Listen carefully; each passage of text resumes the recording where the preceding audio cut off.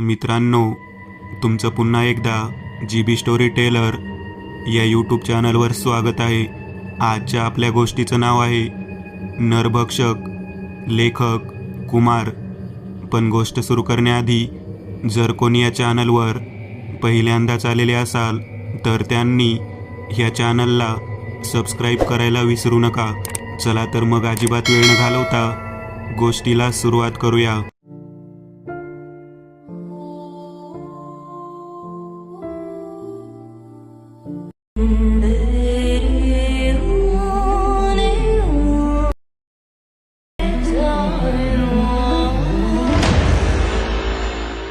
साक्षी आणि रोहन यांचे लग्न होऊन जेमतेम 2 महिने झाले होते.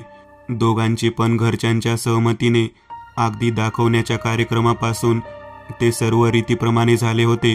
रोहन आणि साक्षीला एकमेकांना ओळखायला जास्त वेळ मिळाला नव्हता आणि लग्नानंतर लगेच रोहनला ऑफिस जॉईन करावे लागल्याने साक्षी थोडी खट्टू होती. पण लग्न झाल्यानंतर साधारण महिनाभराने साक्षीला पण तो आपल्यासोबत घेऊन गेला होता. रोहन एका प्रतिष्ठित कंपनीमध्ये कामाला होता. घर सर्व सुखसोयींनी भरलेले होते. रोहन कामानिमित्त दुसऱ्या शहरात राहत होता. शुक्रवारी सरकारी सुट्टी आणि शनिवार रविवार अशी कंपनीची सुट्टी आल्याने त्याने आणि साक्षीने तिच्या माहेरी जाण्याचा बेत आखला होता. तो महिना जूनच्या सुरुवातीच्या आठवड्याचा असल्याने अजून गरमी होती. साक्षी, आवरले की नाही तुझे? आधीच उशीर झाला आहे निघायला, चिडून रोहन म्हणाला. हो, झाले आहे तयार, पण एवढ्या रात्री गाडीने ड्राईव्ह करून जायचे. मी काय म्हणत होते, आपण बस किंवा उद्या ट्रेनने गेलो असतो ना? साक्षी थोडं कचरत बोलली. गेलो तर असतो, पण जर ट्रेनने गेलो असतो तर उद्याचा पूर्ण दिवस प्रवासात गेला असता आणि बसने जायचे तर आपल्या दोघांना असा वेळ एकमेकांसोबत घालवता आला नसता, रोहन म्हणाला. तसे साक्षी लाजली. चला, तुमचे तर काहीतरीच, बोलून तिने हलकेच रोहनच्या हातावर चापट मारली. रात्रीचे साधारण 10 वाजले होते. ते दोघे गाडीमध्ये बसले आणि निघाले. गाडी आपल्या गतीने पुढे जात होती. रोहनने गाडीमध्ये हळू आवाजात जुनी गाणी लावली होती.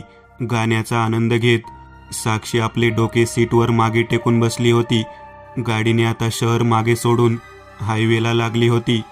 रोहन, मला ना भूक लागली आहे, साक्षी म्हणाली. तसे रोहनने घड्याळ पाहिले. अरे बापरे, 11:30 वाजले आहेत. आपण घरातून पण काही खाऊन निघालो नाही. एक काम करू, रस्त्यामध्ये कुठे हॉटेल किंवा ढाबा असेल तर तिकडे थांबू आणि काहीतरी खाऊन घेऊ. तसे पण अजून 3 तास तरी जातील घरी पोहोचायला, रोहन गिअर बदलत म्हणाला. गाडीचा वेग रोहनने वाढवला आणि साक्षी खिडकीतून बाहेर पाहत होती. रात्रीच्या काळोखात बाहेर काहीच दिसत नव्हते. मध्येच एखादी गाडी मागून पुढे जात होती. त्याच्या दिव्याच्या प्रकाशात हायवेच्या बाजूला असलेले जंगल दिसून येत होते. किती दाट झाडे आहे बाजूला. रात्रीचे किती भयान दिसत आहे हे जंगल, पण दिवसा तेवढेच मनमोहक वाटत असेल. स्वतःमध्ये विचार करत असताना रोहनच्या आवाजाने ती भानावर आली. शट यार, या जामला पण आताच लागायचे होते, रोहन समोर उभ्या असलेल्या गाड्यांच्या रांगेला पाहून म्हणाला. तसे साक्षीची नजर समोर गेली तर समोर एका पाठोपाठ एक अशा लहान मोठ्या गाड्या उभ्या होत्या.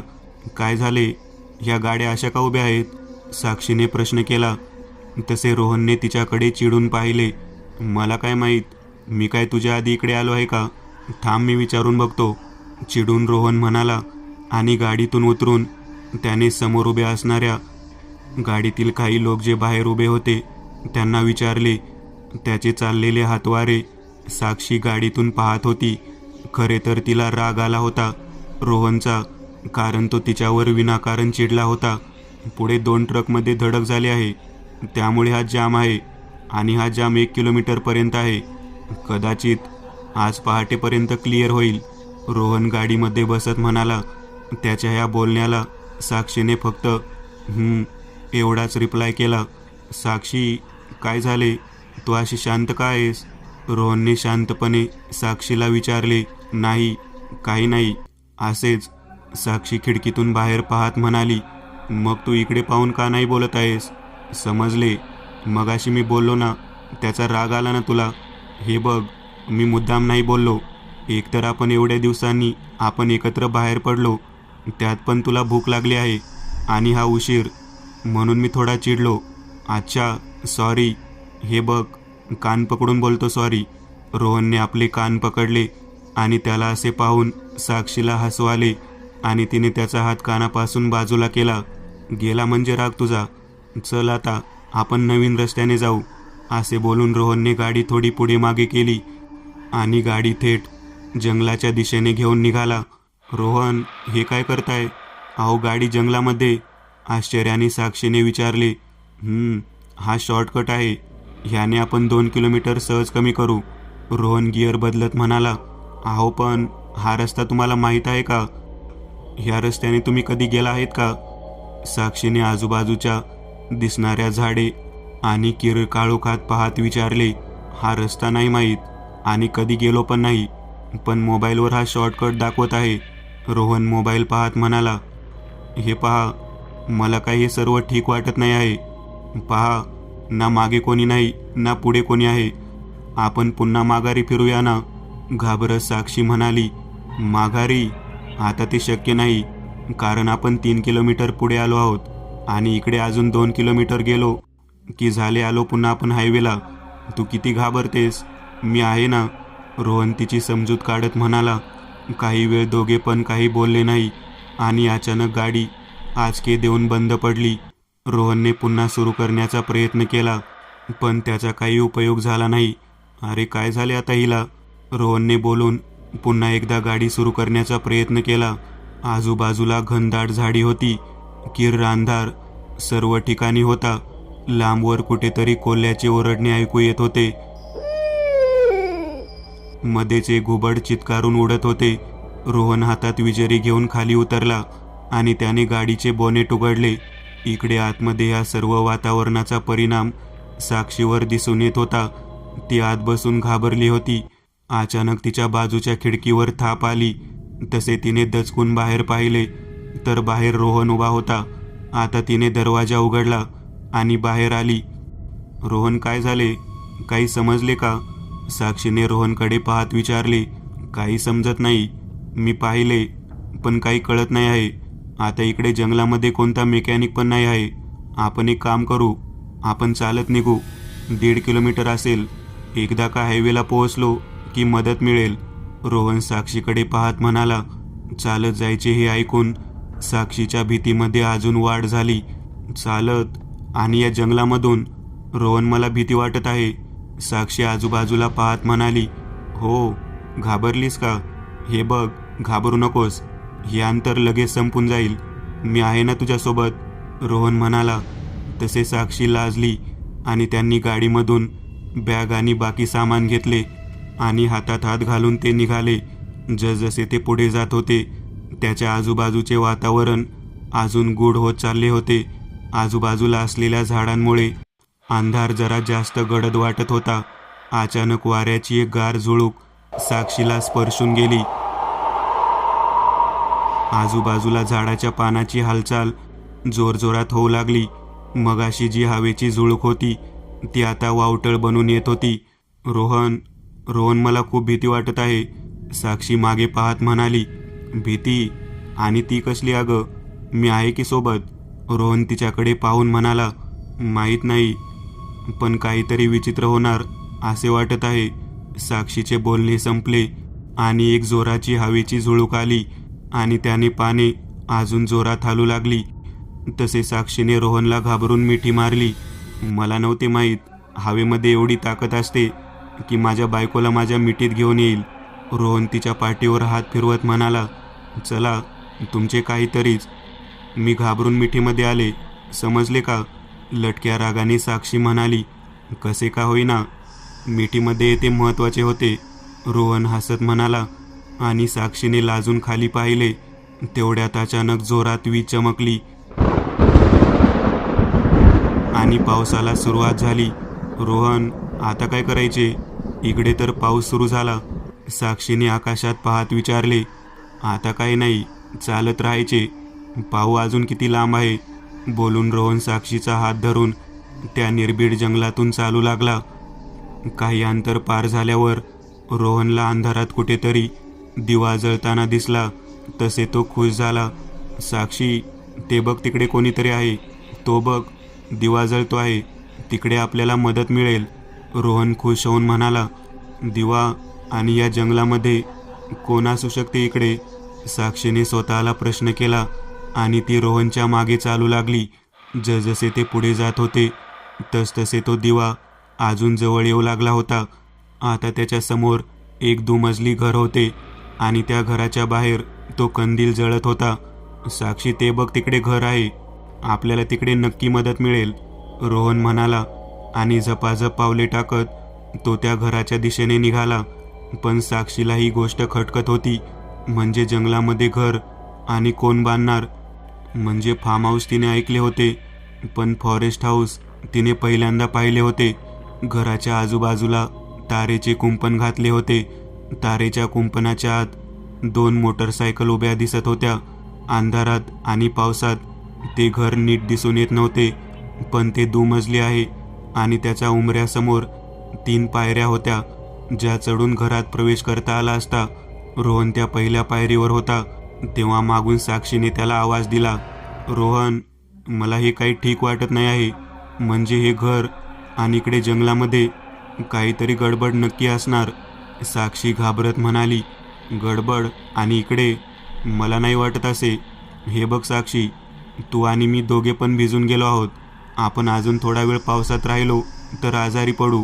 त्यापेक्षा इकडे राहू आजची रात्र आणि उद्या निघू इकडून. आणि कदाचित इकडे अजून काही लोक आहेत जे आपल्यासारखे इकडे फसले आहेत. हे बघ या 2 मोटरसायकल, रोहन म्हणाला आणि साक्षी काही बोलणार तेवढ्यात त्याने दरवाजावर थाप दिली. आता साक्षीचा सुद्धा नाईलाज होता. काही वेळ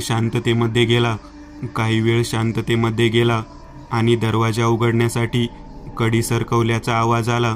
समोर एक 70-75 वर्षाची नऊवारी लुगडे नेसलेली एक वृद्ध स्त्री उभी होती. तिचे सफेद केस कंदिलातून निघणाऱ्या प्रकाशात चमकत होते. तिच्या चेहऱ्यावर सुरकुत्यांचे जाळे पसरले होते. तिचे घारे डोळे त्या दोघांच्या दिशेने रोखले होते. माफ करा, म्हणजे आम्ही तुम्हाला एवढ्या रात्री त्रास देतो आहे, पण आमची गाडी खराब झाली आहे आणि पाऊस पण सुरू झाला आहे. तर तुम्ही आम्हाला आजची रात्र इकडे राहायला देऊ शकता का? हवे असेल तर एका रात्रीचे भाडे तुम्हाला देतो, रोहन हसत म्हणाला. त्याची काही गरज नाही. तुमच्यासारखे अनेक वाट चुकलेले इकडे येतात आणि इकडे राहतात. या माझ्या मागे, स्त्री आपल्या थोड्या घोगऱ्या आवाजात म्हणाली आणि पुढे गेली. तसे तिच्या मागे रोहन आत प्रवेश करता झाला, पण साक्षीने त्याच्या हाताला पकडून त्याला मानेने नकार दिला. रोहनने हाताने, काळजी करू नको, मी आहे, असे सांगून साक्षीला दिलासा दिला. साक्षीने सुद्धा नाईलाजाने त्याच्या मागे त्या घरात प्रवेश केला. घर आतून बरेच मोठे होते, पण जुने वाटत होते आणि आतमध्ये कुबट आणि कुचका असा वास येत होता. समोर एक सोफा आणि 2 खुर्च्या मांडल्या होत्या. त्याच्या मागे वरच्या दिशेने जाणारा जिना आणि त्या जिन्याच्या खाली 2 खोल्या. कंदिलाच्या उजेडात जे काही दिसत होते ते साक्षी आणि रोहन पाहत होते. एक काम करा, तुम्ही तुमचे सामान घेऊन वरच्या खोलीमध्ये जा. तिकडे कोरडी कपडी आणि अंग पुसायला टॉवेल आहे, त्याने कोरडे व्हा. मी तुमच्यासाठी जेवण गरम करते. बोलून ती स्त्री आत डाव्या बाजूला निघून गेली. म्हणजे स्वयंपाकघर तिकडे होते. रोहन आणि साक्षीने आपले सामान घेतले आणि रूममध्ये आले. रूममध्ये आधीपासून एक कंदील जळत होता. रोहन पाहिले, आपण इकडे पोहोचण्याआधी इकडे कंदील लावला आहे. मला काहीतरी गडबड वाटत आहे. कसला तरी संशय मला येतो आहे, साक्षी म्हणाली. साक्षी, तुझे तर काही पण असते, असे काही नाही आहे. लावला असेल त्यांनी कंदील सर्व खोल्यात आणि आपल्याला इकडे संसार नाही करायचा. आजची रात्र झाली की आपण उद्या निघायचे आहे. चल आता फ्रेश होऊन घे आणि कपडे बदल, नाहीतर थंडीने आजारी पडशील, रोहन म्हणाला आणि बाथरूममध्ये गेला. साक्षी आणि रोहन कपडे बदलून खाली किचनमध्ये आले. तसे त्या म्हाताऱ्या बाईने जेवणाची सर्व तयारी करून ठेवली होती. तुम्ही इकडे एकट्या राहता का? साक्षीने घास घेत विचारले. हो, आता एकटी राहते. मला असे एकटे राहायला आवडते. माझ्या नवऱ्याने हौसेने हे घर माझ्यासाठी बांधले होते, ती स्त्री म्हणाली. मग ते कुठे असतात आता? रोहनने विचारले. ते या जगात नाहीत, म्हणून मी एकटी इकडे राहते, ती वृद्ध स्त्री म्हणाली. ओ, माफ करा, म्हणजे मी विचारले, इकडे अजून कोणी आहे का? म्हणजे आमच्यासारखे पावसात अडकलेले, रस्ता चुकलेले? रोहनने विचारले. इकडे खूप लोक येतात, आणि काही रस्ता चुकलेले, तर काही शिकार करणारे, पण हे जंगल सर्वांना सामावून घेते, आणि माझे घर त्या सर्वांना आसरा देते, ती वृद्ध स्त्री म्हणाली. आणि रोहनकडे एका वेगळ्या नजरेने पाहू लागली. साक्षी आपल्या तिरक्या डोळ्याने त्या स्त्रीकडे पाहत होती. तिचे लक्ष पूर्ण रोहनवर होते. एका वेगळ्याच नजरेने ती रोहनकडे पाहत होती. जेवून ते दोघे पण आपल्या खोलीमध्ये आले तसे साक्षीने दरवाजा लावून घेतला. हे पहा, मला तिचे वागणे अजून संशयास्पद वाटत आहे. तुम्ही जेवताना ती तुमच्याकडे आणि माझ्याकडे वेगळ्या नजरेने पाहत होती. साक्षी थोडी चिडून म्हणाली. असे काही नाही, तुझा ग्रह झाला आहे, कारण आल्यापासून तू तिच्याकडे त्या दृष्टीने पाहत आहे, बाकी काही नाही, रोहन म्हणाला. आणि दार वाजले. रोहनने दार उघडले तर समोर तीच वृद्ध स्त्री उभी होती आणि तिच्या हातामध्ये 2 ग्लास होते. हे घ्या, थोडे हळद घातलेले दूध पिऊन घ्या, म्हणजे बरे वाटेल. त्या स्त्रीने ग्लास रोहनच्या हातात दिले आणि रोहनने तिचे आभार मानून दरवाजा बंद केला. पाहिले, तू तिला वाईट समजत आहेस, आणि तिने आपल्याला एक गरम हळदीचे दूध आणून दिले. चल आता पटकन दूध पिऊन घे आणि झोपू, मला खूप झोप येत आहे. असे बोलून रोहनने तो दुधाचा ग्लास आपल्या ओठांना लावला आणि घटाघट करत सर्व दूध पिऊन घेतले. मनातला संशय गेला नसल्याने आणि मुळात दूध आवडत नसल्यानं साक्षीने ते दूध खिडकीतून बाहेर फेकून दिले. रात्री पावसाचा जोर बराच ओसरला होता. आता सर्व ठिकाणी शांतता पसरली होती. रातकिड्यांचा आवाज कानात पडत होता. अचानक साक्षीला जाग आली. तिने बाहेर पाहिले तर अजून काळोख होता. खोलीमध्ये कंदिलाचा प्रकाश मंद होता. तिने बेडच्या डाव्या बाजूला हात टाकला, पण तिला ती जागा रिकामी हाताला लागली. तिने डोळे उघडून पाहिले तर रोहन तिकडे नव्हता. कदाचित बाथरूमला गेला असेल असे समजून ती बेडवर उठून बसली. थोडा वेळ गेला असेल, पण रोहन अजून आला नाही म्हणून ती कंदिलाची वात मोठी करून रोहनला आवाज देत बाथरूमच्या दिशेने गेली. पण तिकडे रोहन तिला दिसला नाही. तिने कंदील घेऊन खोलीचे दार उघडले आणि बाहेर आली. दबक्या पावलाने ती जिना उतरू लागली तसे तिला काहीतरी विचित्र आवाज कानावर पडला, असे जसे कोणीतरी काहीतरी ओरबाडून खात होते. साक्षी हळूहळू त्या आवाजाच्या दिशेने निघाली. जसजसे ती किचनच्या दिशेने पुढे सरकत होती तसतसे तिला तो आवाज अगदी स्पष्ट ऐकू येऊ लागला होता. तिने किचनमध्ये डोकावून पाहिले. तिकडे 3 माणसे पाठमोरी 2 पायावर बसून काहीतरी खात होती. कंदिलाच्या उजेडात तिला कोणाचे तरी पाय दिसले जे झोपले होते, आणि हे तिघे म्हणजे ती वृद्ध स्त्री आणि 2 पुरुष त्या माणसावर ओनवे पडून काहीतरी खात होते. हा सर्व प्रकार पाहून एक अस्फुट किंकाळी साक्षीच्या तोंडातून निघाली. तिच्या किंकाळीचा आवाज ऐकून समोर होणारा मचक मचक आवाज थांबला आणि आधी ती म्हातारी आणि तिच्या समोर बसलेला तो दुसरा तरुण ह्यांनी तिच्या दिशेने वळून पाहिले. त्यांचे डोळे पूर्ण काळे झाले होते आणि तोंडाला रक्त लागले होते. त्यांचे हात रक्ताने भरले होते आणि त्या स्त्रीच्या तोंडात मांसाचा एक तुकडा बाहेर लटकत होता. तो तिने साक्षीला पाहताच आपल्या तोंडात टाकला आणि त्याला चावून खाऊ लागली. मांसाच्या तुकड्याचा तिच्या तोंडात होणारा चर चर आवाज शांतता भंग करत होता. उठली का तू? ये, ह्यानंतर तुलाच खाणार आहोत आम्ही.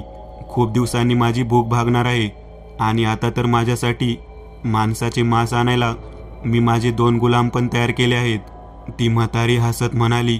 हसताना तिच्या तोंडात असलेला तो मांसाचा तुकडा अर्धा बाहेर आणि अर्धा आत लटकत होता. तिचे ते रक्ताने माखलेले तोंड आणि दात समोरचा पाहून घाबरून गेला असता, पण हिम्मत करून साक्षीने त्या वृद्ध स्त्रीला विचारले, रोहन कुठे आहे? काय केले तू त्याच्यासोबत? साक्षीने रडत विचारले. तसे ती स्त्री हसली आणि म्हणाली, तुला रोहनला भेटायचे आहे ना, हा बघ तुझा रोहन. असे बोलून तिने त्या दुसऱ्या पुरुषाला मागे फिरवले आणि साक्षीने तिच्या रोहनला पाहिले तर त्याची पण अवस्था त्या दोघांसारखी झाली होती. रोहनचे डोळे पण पूर्ण काळे झाले होते आणि तो त्या मेलेल्या व्यक्तीचे हृदय आपल्या दाताने ओरबाडून खात होता. हे पाहून साक्षीचे पाय जणू गोठून गेले होते. काही क्षणात साक्षी भानावर आली आणि दरवाजाच्या दिशेने पळायला लागली. तिने दरवाजा जोर लावून उघडण्याचा प्रयत्न केला, पण त्याचा काही उपयोग झाला नाही. तसे ती स्त्री बाहेर आली आणि हसत म्हणाली, तू कितीही प्रयत्न केला तरी हे दार नाही उघडणार. हे माझे घर आहे आणि माझ्या मर्जीने ह्याची दारे उघडतात. पण तू हे सर्व का करत आहेस? काय बिघडवले आहे आम्ही तुझे? साक्षीने रडत विचारले. बिघडवले काही नाही, पण मी एक नरभक्षक आहे आणि मला माणसाचे मांस खायला आवडते. म्हणून मी पहिलं माझ्या नवऱ्याला मारून खाऊन टाकले आणि मग आघोरी साधना करून माझ्यासारखे अजून लोक तयार करायचे विद्या शिकले आणि मग इकडे शिकारी येणारे किंवा तुझ्यासारखे रस्ता विसरलेले लोकांचे मी शिकार करून त्यांना मारून खाऊ लागले. पण वयाने आता एकटीला होत नाही, म्हणून तुमच्या आधी जे 2 जण आले होते त्यांच्याला एकाला मी माझ्यासारखे केले आणि एकाचे मांस खाल्ले. मग तू आणि तुझा नवरा आला आणि आता मला तुझे नरम आणि कोवळे मांस हवे आहे. गुलामांनो, या आपण हिचे कोवळे नरम मांस खाऊ. त्या स्त्रीने हुकूम दिला.